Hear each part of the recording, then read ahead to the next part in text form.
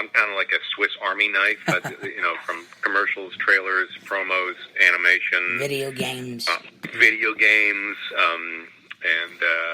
have you played it? What's the one I played Jeddah in, the last one? I don't remember. I recognize the last one? Your voice in a lot of video games. So, but yeah, the Jeddah character the laugh was real tough.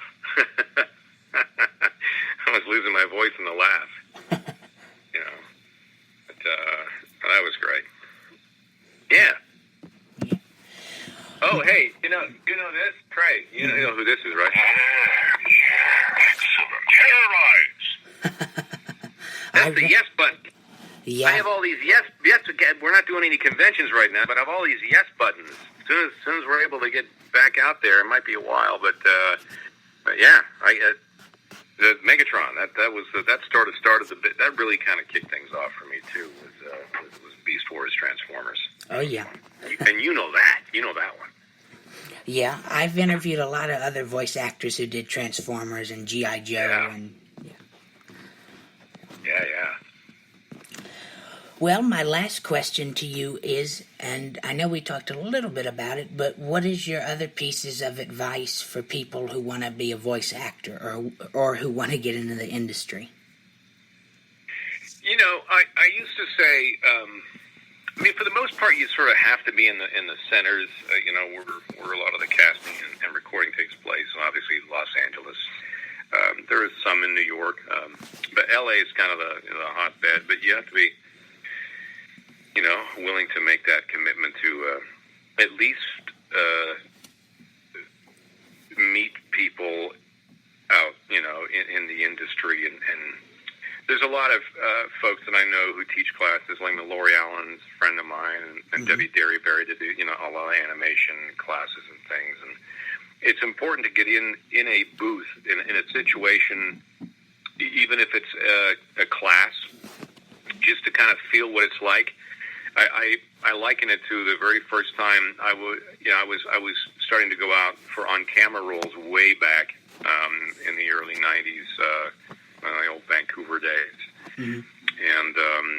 And I told my agent, I said, look, I'm going to do some extra work. He goes, you shouldn't do that. You don't get, known as an extra, because that's saying, you don't want to. I said, yeah, but I've never been on set. If I get booked on something, and I'm all of a sudden show up, I'll be completely out of my element. So I did do some extra work for a while, just to kind of feel like what it's like, So the same applies is taking a course or this with somebody who knows, to get inside a booth and feel what that dynamic is like, and and see. The biggest thing is making sure whether you're doing if it's a cartoony like like you set up a voice in here, do you want to take or a real person, they both have to have a heart and soul, and they have to be real. They can't be pushed, or it can't be overacted. It's I think I've found myself more in animation, who I am over the years, being comfortable with just being you behind the mic, and even if you're doing a voice, it's got to be truthful. The biggest thing, it's got to sound truthful. It's got to sound like a real person. And if I'm reading promos for NFL football, if they want me to do like a voice or something, a storyteller, it has to be. You have to see. You have to close your eyes, and you have to really visualize and see that person. And even more importantly, and I think this comes from my old radio days, is you got to see who may be listening to you or who you're talking to. You got to really. It's great theater of the mind, and it's. I just say it's the biggest thing is whatever you do has got to come from a place of truth. It has to be truthful. It has to be connected. One of my agents said, connected. And when I was reading trailers a long time ago, and I started into that part of the business, she said, you got to connect it more. I go, what do you mean connect it? What are you talking about? And it wasn't until many years later I finally go, oh, right. It has to be. This person has to have a soul. It can't sound like I'm reading words on a page. I have to be that person. And so you have to have a real clear picture in your mind about who it is you are, even seeing them. You know, when I'm playing Grandpa Max on Ben 10, you know, I'm a grandpa, and I can close my eyes and I can see the character, and I'm Ben for crying, Ben. I mean, it's and Tara would normally answer me. Tara Strong. She's actually a few houses over, and I haven't seen her yet. We've been texting, but I'm afraid to go out. I'm not afraid to. You know what I mean? It's just such a weird. It's a weird time, and she's literally. I could throw a rock and probably, you know, into her backyard. Yeah, she's a wonderful voice actress. Yeah. Oh my gosh, she's like Tara. She's actually one of the main people who. When I was commuting on an airplane for 10 years from Vancouver to Los Angeles, that was the big series I got was Transformers animated. You know, Transform and Roll Out, which is weird to play the good guy, but she was the one who said, you have to be down here. You have to, you know, and in 2007 we moved. It really, Tara was the one who said, you know, she came up to visit in Vancouver once, brought the kids, and I'd known her, and we became, you know, fast friends. And she said, you have to be here, and you have to see my agent. And I already had an agent. I was in another agency, and that wasn't really, you know, that wasn't really, and it was on her sort of advice that, I said, you know what? Yeah, you're right. We got him. So the whole family came down, and I got in with her agent over at DPN, and it's just been no looking back, and so I have her to thank. You know, she's one of the most important people in your life that sort of says you got to do this, and I listened. So, you know, that's good. But yeah, back to the advice is really, you know.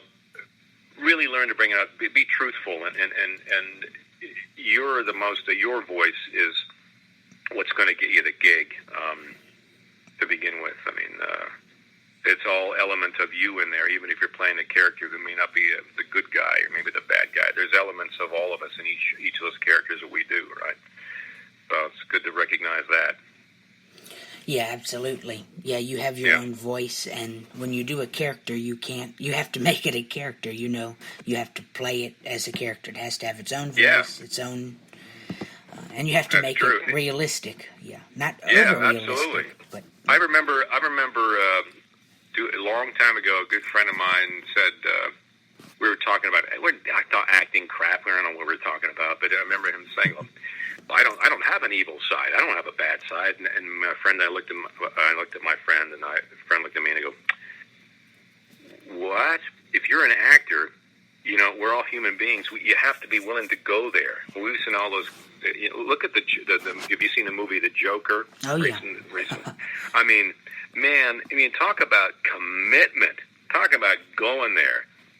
It's all about understanding the human being. Is we all have that. You know, most 99% of us, not 0.9, don't act upon that. Those, you know, that.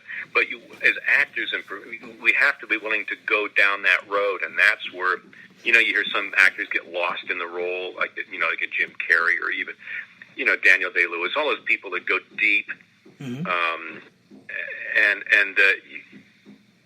have to. We have all the elements there, and as actors, and you know this as you know, doing voice review, you have to be willing to go in there and bring that stuff into the character, because, you know, again, believability, right? But that's the fun part of it. It's also kind of the scary part. Ever find yourself doing a voice, you're like, "Ugh, that was kind of creepy." Yeah, you kind of get over-involved into it too much. Yeah. You know, but you have to go there. You have to realize, you know, we're all part of that. So if somebody says to you, Trey, "Nah, I don't have a bad side." Nah, you know, we all have the capability. We don't all act, you know. But as a performer actor, you gotta kind of mind that. You gotta kind of go in there. That's all. Yeah. Yeah. And I find playing the bad guys are more fun. That's my experience. Oh my gosh, yes, yeah. Of course. Bad guys are much more fun. Yes. Excellent. Yeah. Sure. Absolutely. Well, Mr. Kaye, thank you very much for letting me talk to you and interviewing you. It's been a pleasure talking to you. Oh, me too, Trey. Ray, I can't thank you enough. It gets my mind off stuff, right now. So I thank you. Thank you so much. I'll send you a link to the interview once I have it uploaded in a few days, so I can send that over to Michelle. That's fantastic. Thank you again. Thank you. You have a good day. You too, sir. Cheers. Bye-bye. Bye-bye. And that was voice actor Mr. David Kaye. Thank you very much for listening, and I hope you are all staying happy, healthy, and safe throughout this difficult time. But I am here to give you fun, entertainment, and informative information. Thank you, and as always, God bless.